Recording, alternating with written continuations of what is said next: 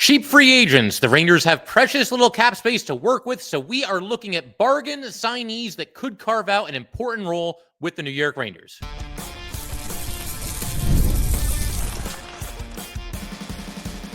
You're Locked on the New York Rangers, your daily podcast on the New York Rangers. Part of the Locked On Podcast Network, your team every day. Welcome back, Blueshirts fans, to episode number 1328 of the Locked On New York Rangers podcast. I'm your host, Jon Chik. Just want to thank you guys, as always, for making Locked On New York Rangers your first listen every day. We are free and available on all platforms, including YouTube. And today's episode of Locked On New York Rangers is brought to you by FanDuel. Right now, new FanDuel customers can get $200 in bonus bets if you win your first $5 bet. And we are, of course, part of the Locked On Podcast Network, your team every day. So, yeah, unrestricted free agency. It's always an exciting time in the NHL calendar, and obviously this year is no exception. But I think something we need to keep in mind as Ranger fans is that, as I mentioned in the intro, this team has very precious little cap space to work with. And granted, they can open up some more options if they were to trade Chris Kreider and his $6.5 million cap hit. Even if they do that, though, I don't think they're looking to go nuts in free agency this year. I think they save that for next year, during a time period where there will be quite a few impactful free agents, more next year certainly than this year. So with that in mind, gave me the idea to take a look at some different free agent options around the league for the NHL. But in today's episode, because we've done a couple of these in the past as well, today's episode, though, is going to focus specifically on players that can be had at a very, very affordable contract. The number in my mind when putting this episode together was $2 million or less. Every player, all five players that appear on this list, either made $2 million or less this past season or have a chance of making $2 million or less this upcoming season as well. So none of these players are perfect. That should be pretty obvious given the fact that we're basically going shopping at the dollar store here and trying to figure out some, different free agents around the league that maybe are a little bit more valuable than certain teams might think and might outperform their contract, whether that's with the Rangers or anybody else. So with all that said, again, keeping in mind that none of these players are perfect, we're going to dive right into the list here with number 5 and count our way up to number 1. Number 5, I really wanted to find a lefty defenseman, and it was not easy to do, but I'm going to go with Jon Merrill.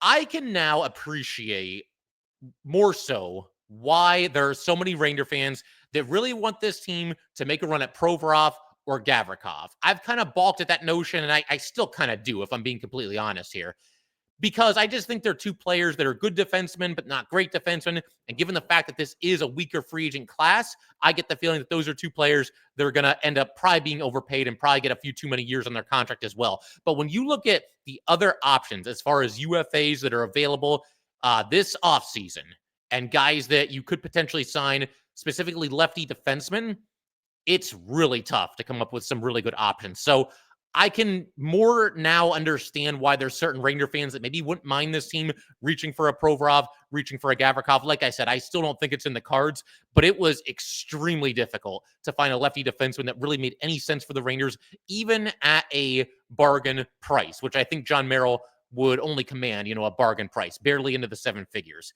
But here were some other options. I do want to throw out a couple other lefty defensemen that I was looking at here. Matt Grzelcyk, lefty, probably too expensive. He's also more of an offensive defenseman, which I don't really think is what the Rangers need right now. Seems like someone who is destined to be overpaid, given the fact that he just set a new career high in points, even though he's now in his 30s. Didn't really like him as an option. Like I said, I think he'd come in too expensive anyway. You could go with Nate Schmidt, but I mean, he's getting older. Doesn't really seem like he's what the Rangers need.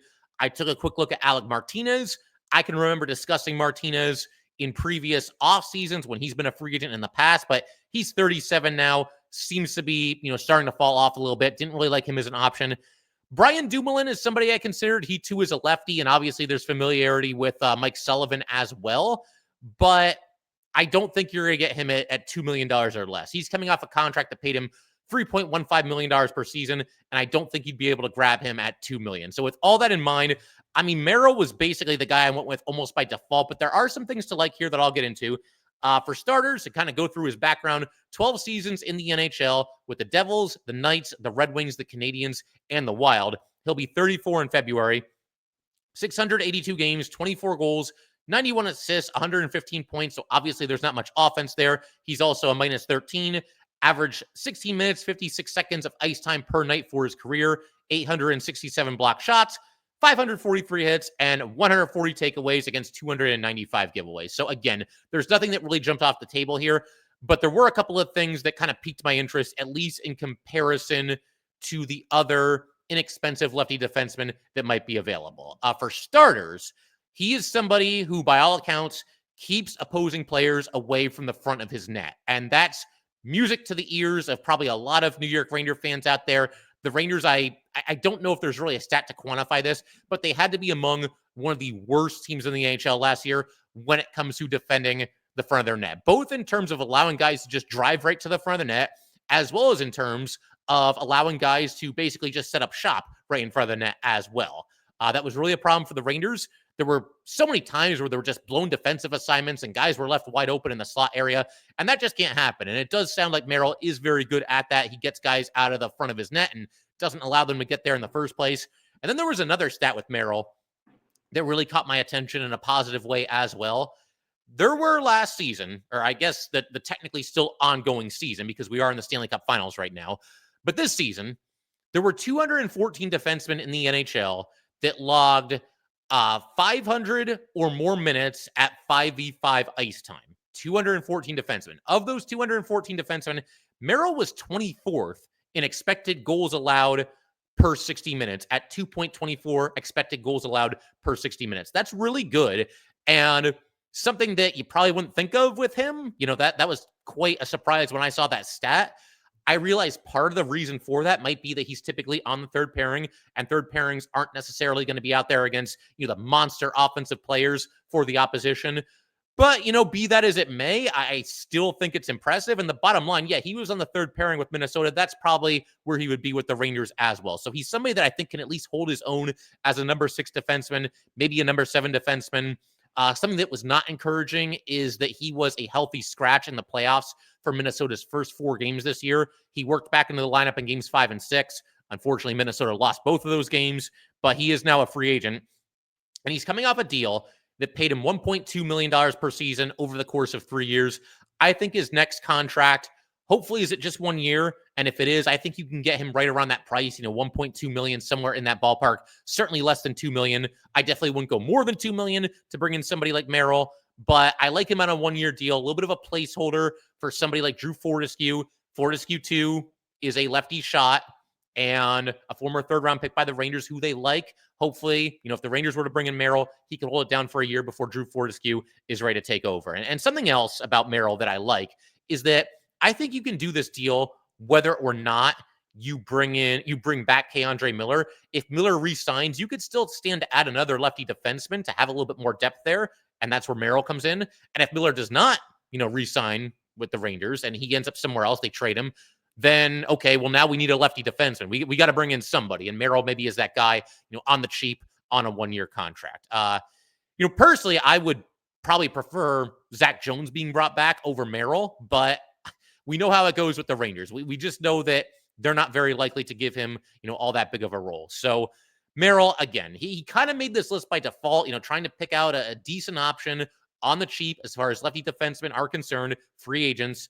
There's not much to pick from, but I think we found a decent one here in Jon Merrill. And again, somebody you could do worse than this guy on just a 1-year contract. It's not the most exciting option. There's not a ton of flash to his game or anything like that, but hopefully he could just hold it down in a 6th or 7th defenseman role, you know, for the Rangers were they to sign him. But in just a second, we're going to keep everything going. We're going to move on to number 4, a veteran forward, and then we're also going to have a giant forward as well. We'll talk about both of them in just a second. All right, we just want to take a minute to let everybody know that today's episode of Locked On New York Rangers is brought to you by FanDuel. The NBA playoffs are in full swing, and every night delivers highlight-worthy performances, major momentum shifts, and cannot-miss moments. Whether it's a game-winning shot or a breakout player, there's never been a better time than right now to get in on the action. FanDuel makes it easy to stay in the game before tip-off and live with player props, performance trends, and same-game parlays. Fans have more ways than ever to play smart and win big.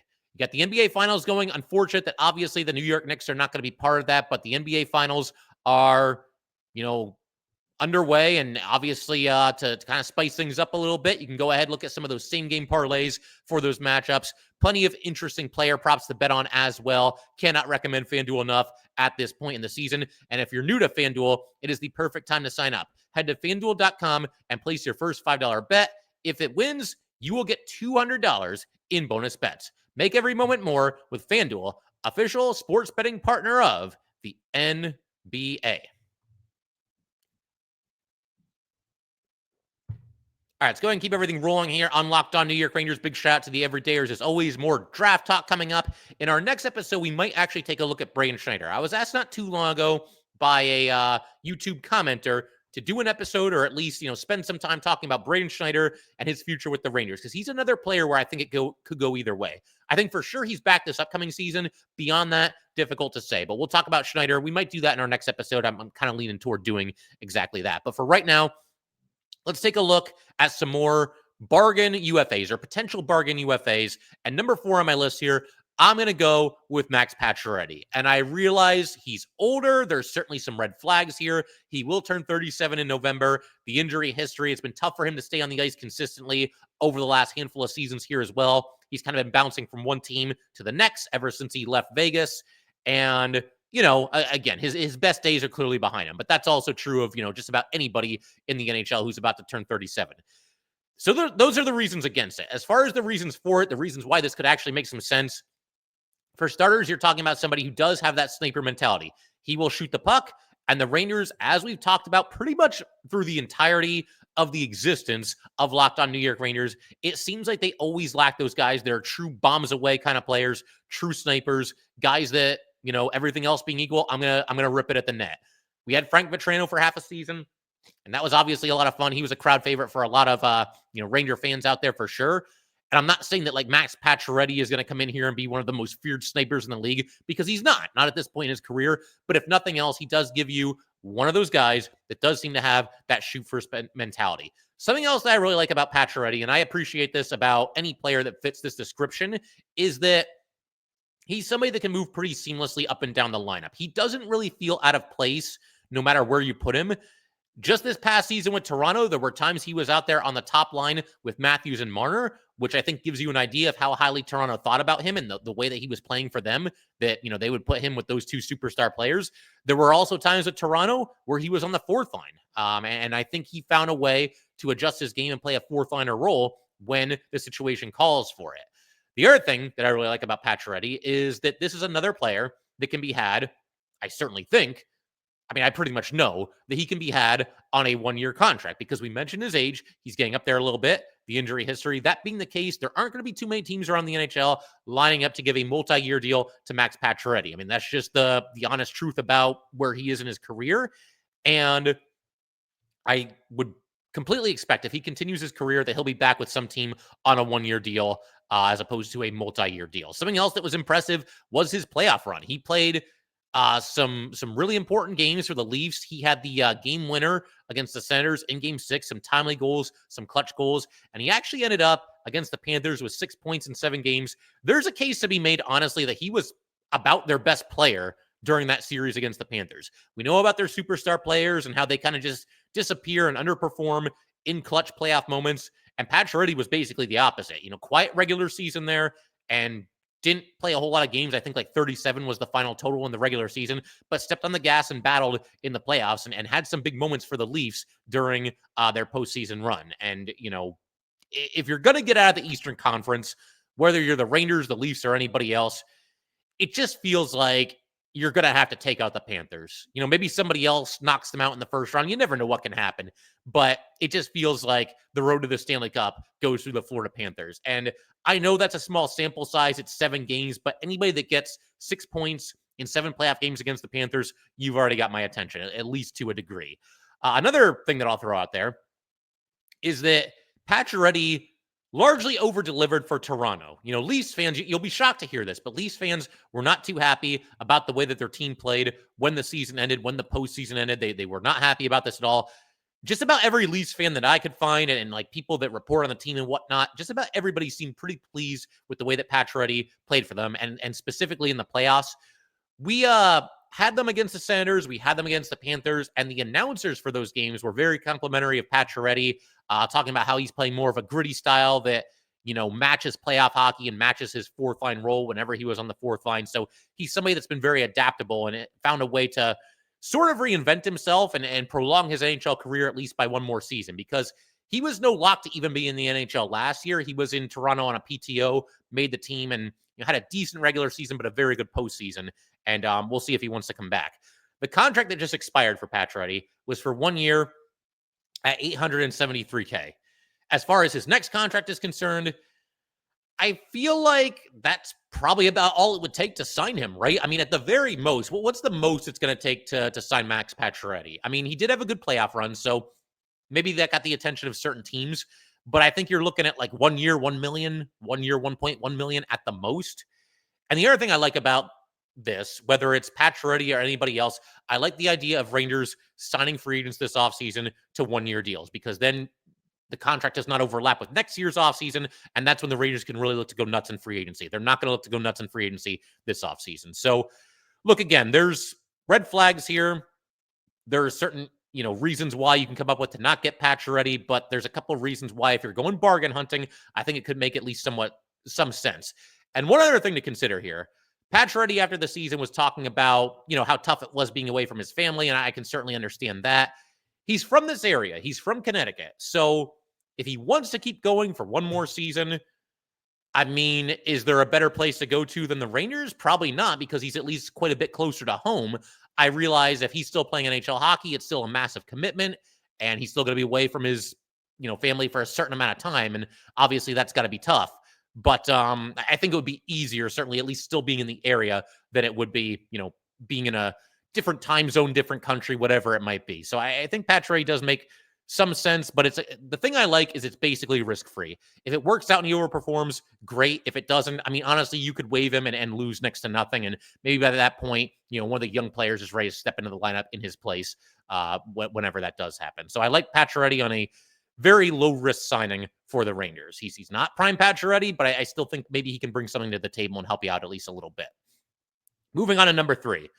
We are going to go with Sean Kuraly. And let me just say, I really wanted to include Tanner Jeannot on this list here. I wasn't able to do it, though, because looking at Tanner Jeannot, looking at his recent contracts and looking at where he is in his career, I just didn't think that he would be affordable for the Rangers at $2 million or less. I really wanted to commit to that theme here. We're only looking at players that could conceivably sign a contract for $2 million per season or less. I do like Jeannot, and maybe he's somebody that we'll talk about in a different episode, before free agency starts, because I like that fit. Obviously, a big, tough physical player, which the Rangers could use more of. But Sean Kuraly is somebody that I think is, in a way, almost a poor man's Jeannot, because they are kind of cut from the same cloth. They do play a similar style. They're both giants out there. They're both very physical players. Kuraly, too, it might be difficult to get him signed for $2 million or less, but I feel like it's at least conceivable, partly because Kuraly is now 32, whereas Jeannot is 28, so that's something to keep in mind as well. But like Jeannot, again, Kuraly, a big physical player, 6'2", 215 pounds. In 562 career games, he's got 1,271 hits, so he's out there throwing his body on a night in and night out basis. And pretty exclusively plays center, which is a little bit of a drawback, but I've also seen him listed as a left wing. Everything else being equal, especially when it comes to depth players, I do like guys that bring a little bit of versatility, can play a couple different positions, can move up and down the lineup. And Kuraly, I mean, I don't know. He's mostly a center, but a little bit of left wing as well. 562 games for his career between the Bruins and the Blue Jackets, 64 goals, 89 assists, 153 points, a minus 47, 13 minutes, 37 seconds of ice time, 286 block shots. And we already mentioned the hitting. Once again, 1,271 hits in 562 games. Also, 218 takeaways against 197 giveaways. As far as the contract is concerned, he's coming off of a 4-year deal that paid him $2.5 million per season. So you can already see why it might be tough to get him for $2 million or less. But as I mentioned a minute ago, he is getting a little bit older. He is now, 32? I believe he's got an in-season birthday, so he'll turn 33 in next season. I don't know how realistic this is, but in a perfect world, the Rangers can nab him on a 1-year deal. And you add some depth to your team at that point. Again, I don't want any Ranger UFAs that they sign this offseason to cut into the budget for next offseason. So Corrali ideally would be on a 1-year deal around $2 million. Might be a little bit of a stretch, but it might at least be possible. Of the 5 players that we're talking about on this list, he might be the one that's the most difficult to keep under $2 million per season, but I think it's at least possible.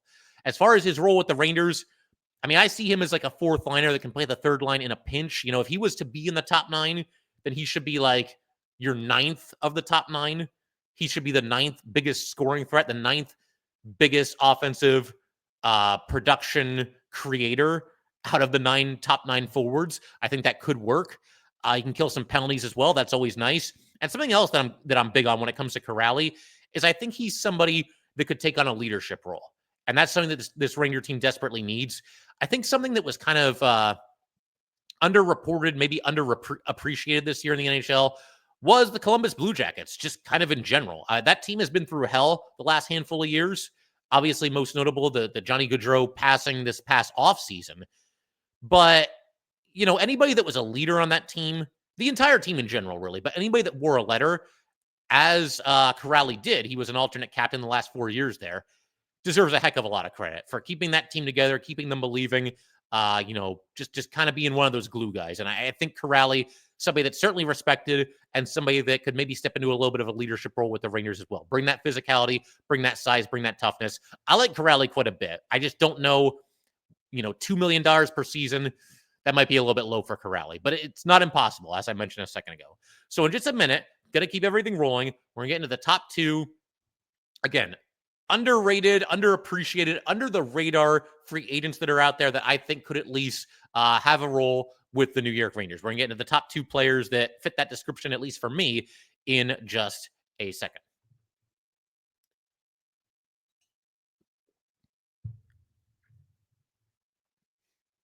All right, let's go ahead and close out today's episode of Locked On New York Rangers with the last 2 players that I have on this list here today as far as under the radar free agents that could play a role with the New York Rangers. Number 2, oh yeah, we're doing this. Corey Perry.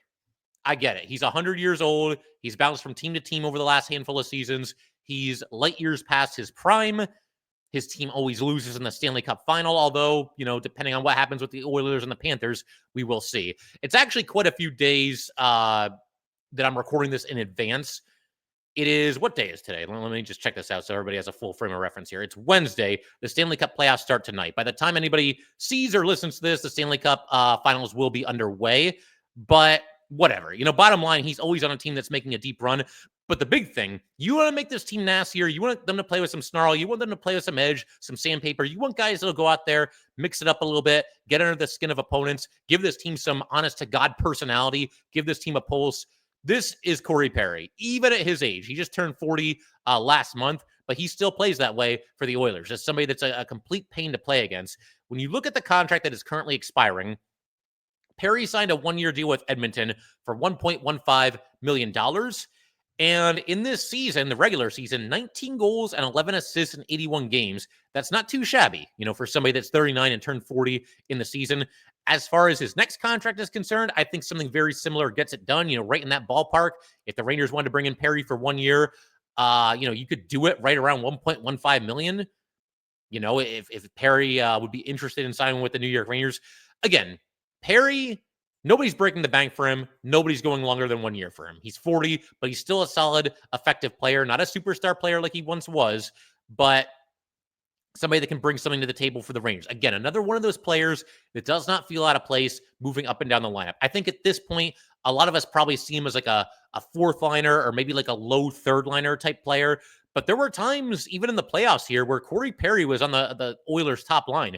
There was one night, and I don't know, I didn't see every Oiler playoff game, so I don't know how long they stuck with this, but there was one night, it was Draisaitl, McDavid, and Perry together on the top line. So again, that gives you an idea of what the Oilers think of him and his effectiveness, you know, even at this late stage in his NHL career. And I do want to address the whole losing in the Stanley Cup final thing.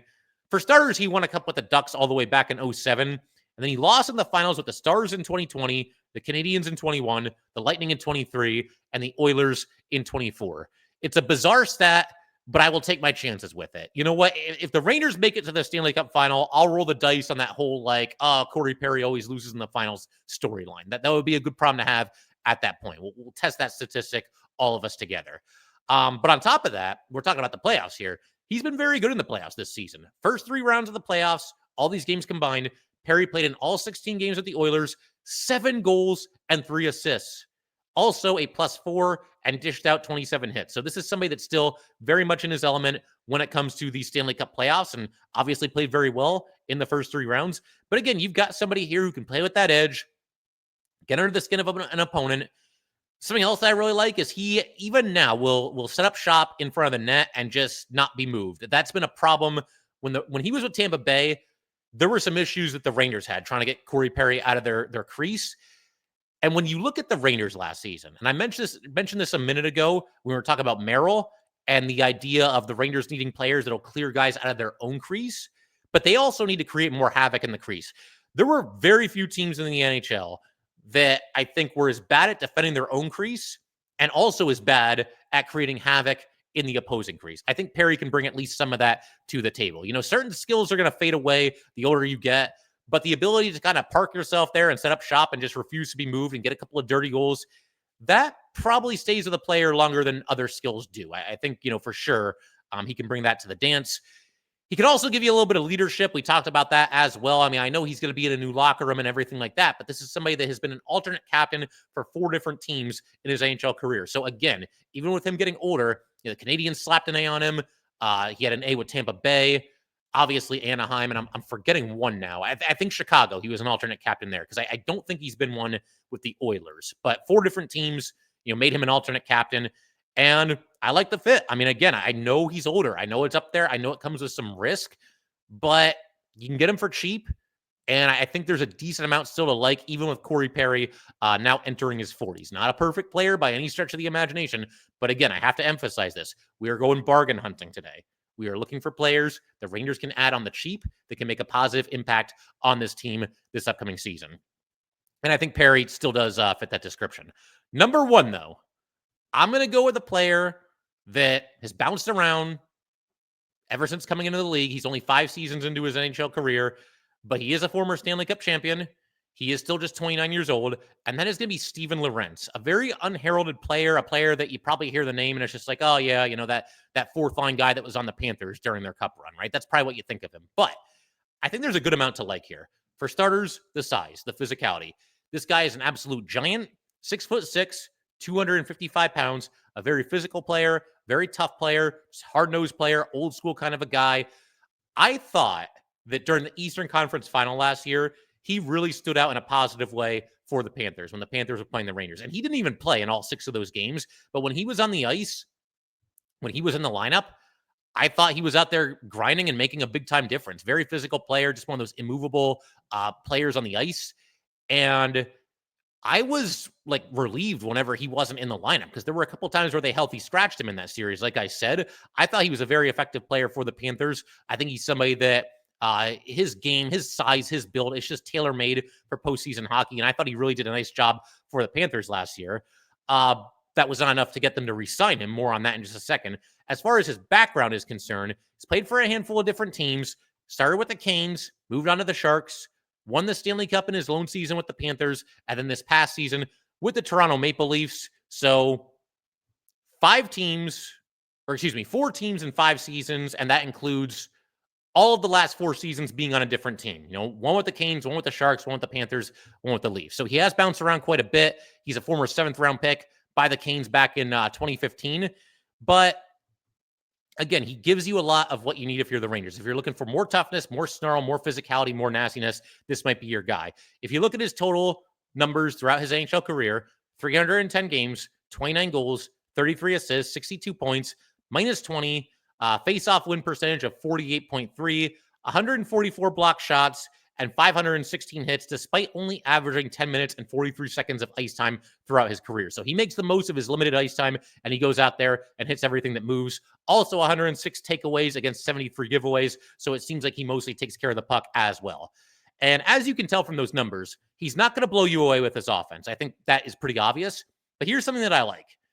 He went from last year, 3 points in 38 games with the Panthers to this year, 19 points in 80 games with the Leafs. So he did see an uptick.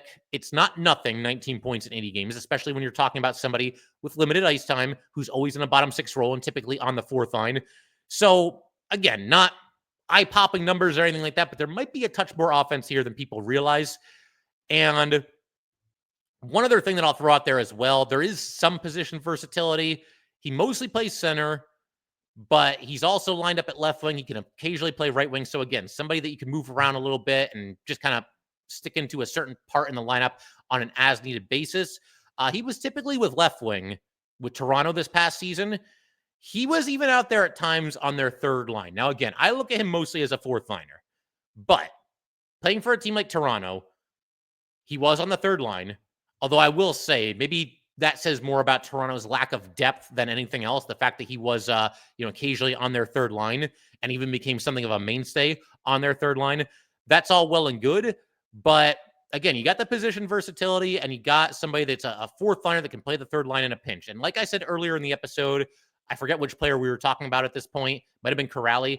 But this is somebody that I think in a perfect world is on the fourth line, but you can put him on the third line if you need to, into the top 9. If he's in the top 9, he should be your 9th of your top 9. And I explained earlier what I meant by that, like the 9th biggest offensive threat. This is somebody that I think is very undervalued, very underappreciated for the style of hockey that he plays. He also was on a PTO with the Leafs this past offseason. That's crazy to me. He was in the Panther lineup quite a bit during their Stanley Cup playoff run. And everybody wants to get meaner and tougher and physical and more nasty and all that stuff. And nobody would even sign this guy to a contract at the league minimum.